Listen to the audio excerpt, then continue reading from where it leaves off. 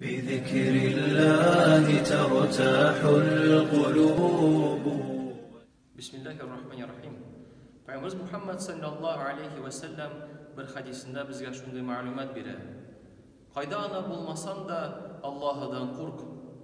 Günah ardından iyilik kıl.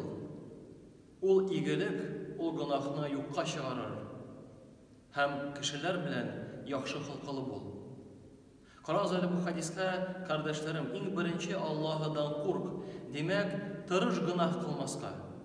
Lakin eğer de özünün nefesine birilip, şeytanga birilip günah kılsan, şunda ok tizden izgilik kılırga tırış.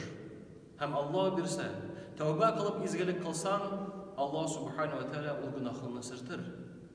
Hem Peygamberimiz Muhammed sallallahu aleyhi ve sellem yaxşı hılkılı buldu kişiler bilen.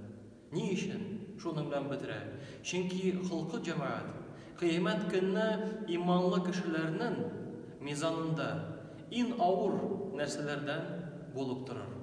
Şuna göre Allah Teala her biri bizge nasip edeseydi, günahtan yarak bulup, eğer de günah kılsak tövbe kılıp izgilik kılırga, hem gül, koydağına bulmayıp, kişiler bilen, kurşun, anin, etin, kardeşin hatta bilmeyen kişi bulsa da, onlar bilen yaxşı hılkılı revişte muamele kılırga. زمزم يا جنة ما